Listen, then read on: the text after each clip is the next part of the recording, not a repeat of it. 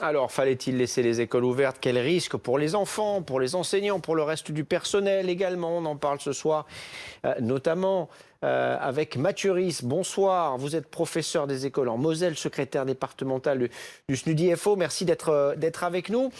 Les écoles, il fallait Bonsoir. les laisser ouvertes ou au contraire, il fallait les fermer avec une semaine d'avance pour précéder en quelque sorte les vacances? Bah, écoutez, nous, c'est la demande qu'on a faite et qu'on refait ce soir formellement au ministre Blanquer. C'est un vrai manque de courage de n'avoir rien annoncé suite à la venue du ministre Véran hier. Vous savez, je dirais que la meilleure façon, quand la fièvre monte, la meilleure façon d'ignorer le problème, c'est de casser le thermomètre. Et c'est devenu l'habitude avec ce gouvernement. Plutôt que de régler les problèmes, on essaie de les ignorer. Mais quels Je sont pense les que quand le problèmes? ministre- Pardon, quels sont les problèmes dans les écoles en Moselle alors? Bah, le problème, c'est tout simplement qu'on a une multiplication très forte des cas. Et on est aujourd'hui dans une situation où on peut plus, on ferme les classes les unes après les autres. Il s'est passé quelque chose d'assez extraordinaire hier soir, c'est qu'on s'attendait à ce qu'il y ait des annonces sur les fermetures d'écoles. Et au lieu de ça, on a appris dans la soirée, de manière tout en catimini, que le protocole venait d'évoluer, mais en revenant en arrière sur ce qui se faisait déjà. Donc on met plus de souplesse dans la fermeture des classes. Mathieu Risse, pardon de vous couper, il y a actuellement, sauf erreur de ma part, et corrigez-moi si je me trompe s'il vous plaît, 7 établissements scolaires fermés en Moselle pour cause de Covid, 3 écoles, 2 collèges publics, 2 groupes scolaires privés. Au total, il y a 105 classes fermées, ce qui fait à peu près 2,5% des classes. Pardon, mais ce n'est pas une situation catastrophique.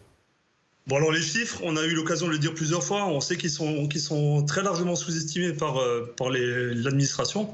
On a du mal à avoir un chiffre exact, hein. Je ne vous cache pas qu'on n'a pas de chiffre à opposer à ça, mais on sait que les vrais chiffres sont supérieurs à ce qui est annoncé en tout cas. Après, chaque cas, c'est un cas de trop. On est à la veille des vacances de février. Les enfants vont retourner côtoyer les familles, les grands-parents notamment pendant les vacances. Alors j'entends bien, on a entendu aujourd'hui parler de paris politiques de notre président. Est-ce qu'on peut se permettre de faire des paris sur la vie, la santé des personnels, des enfants et de leurs familles? Je pense qu'aujourd'hui la question se pose vraiment. Alors je me permets de faire le parallèle avec les hospitaliers.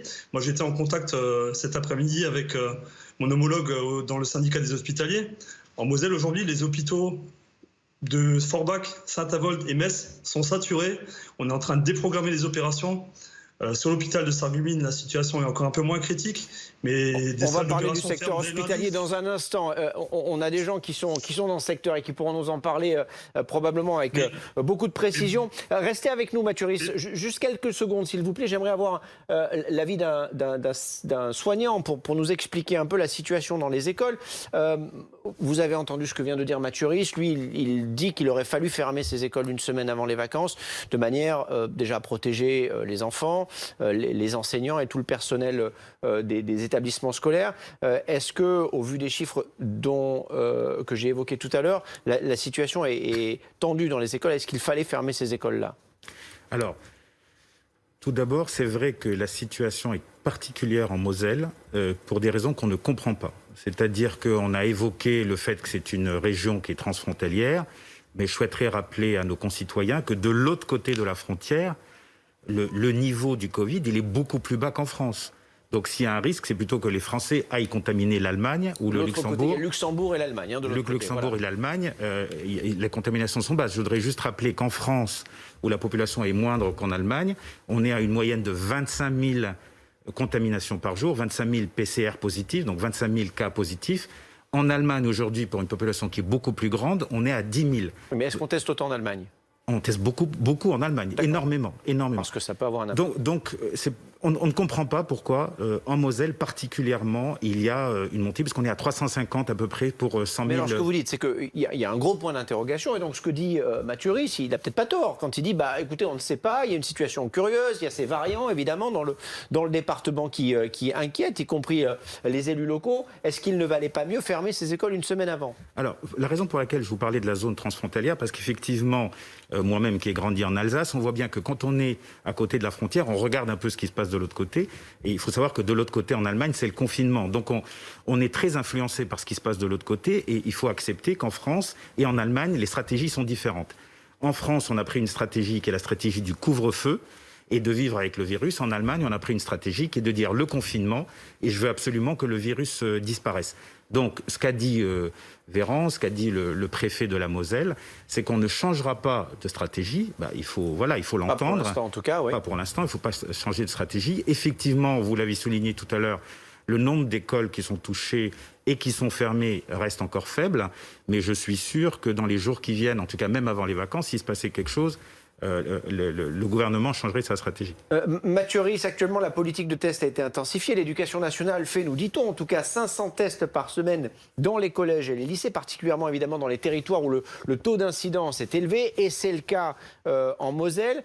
Peu de cas détectés dans les établissements scolaires jusqu'à présent. Ça aussi, c'est un chiffre. Est-ce que ça ne vous rassure pas, ça ?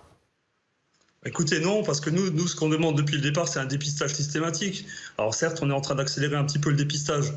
On le constate. On ne peut pas nier que le fait qu'il y ait un petit peu de dépistage qui se mette en place. Maintenant, ça reste très négligeable.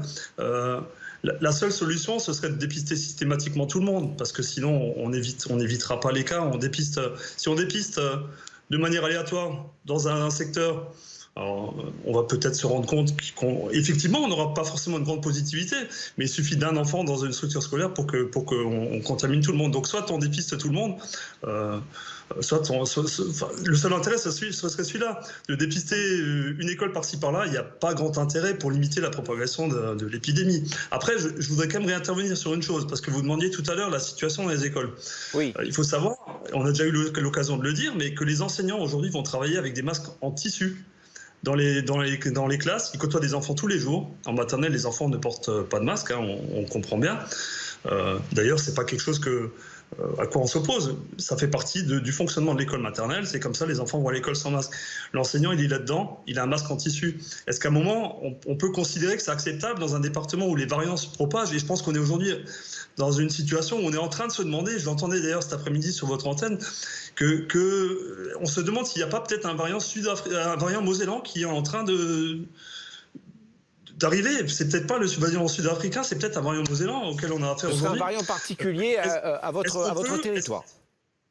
C'est pas impossible, visiblement. Est-ce qu'on peut se permettre, en tant qu'enseignant, d'aller travailler avec un masque en tissu ? Enfin, je pense que c'est une vraie question qui est posée.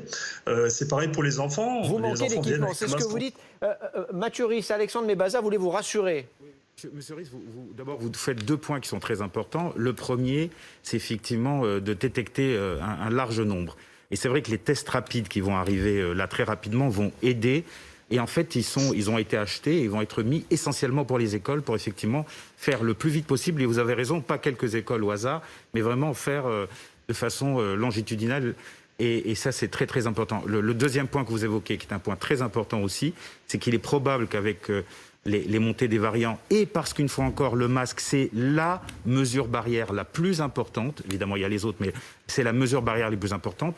Je n'arrête de répéter avec tous les scientifiques, les réanimateurs, les médecins, que les transports en commun aujourd'hui n'ont pas été montrés comme un facteur de dissémination alors que c'est classique, parce que les Français font le job, parce qu'ils portent les masques, et le plus souvent, c'est des masques chirurgicaux. Donc vous avez raison, il y a une question à évoquer avec les autorités dans les semaines qui viennent, avec la montée des variants, pour que les enseignants soient protégés exactement comme ils devraient l'être. Mathieu Risse, en quelques mots, que disent les parents, les enfants que vous côtoyez probablement tous les jours ? Écoutez, moi j'ai juste envie, pour répondre à ça, de vous donner un sondage sur lequel on est tombé par hasard tout à l'heure. Un sondage d'un groupe de parents qui s'appelle École et familles oubliées. Qui demande si les parents remettront les enfants à l'école lundi. Et bon, il y avait 300 votes au moment où on a consulté ce sondage. 81% des parents disaient qu'ils ne mettront pas les enfants à l'école lundi. Donc je pense qu'à un moment, il faut qu'on s'interroge aussi là-dessus. C'est pas les enseignants qui s'opposent à tout le monde. D'ailleurs, je pense qu'on en a tous un peu ras-le-bol du prof bashing ambiant. Les enseignants, on n'est pas du tout contre le fait de fermer les écoles. Je préfère quand même le repréciser. Mais par contre, on ne peut pas les laisser ouvertes dans les conditions actuelles. Et je pense que les parents commencent à se rendre compte aussi, surtout à une semaine, de renvoyer les enfants dans les familles, etc. Je pense que les parents partagent pour la majorité notre avis qui est que ce serait plus raisonnable de dire on arrête, on avance les vacances d'une semaine et encore une fois c'est vraiment la demande qu'on fait et on espère qu'on sera entendu. Merci Mathieu.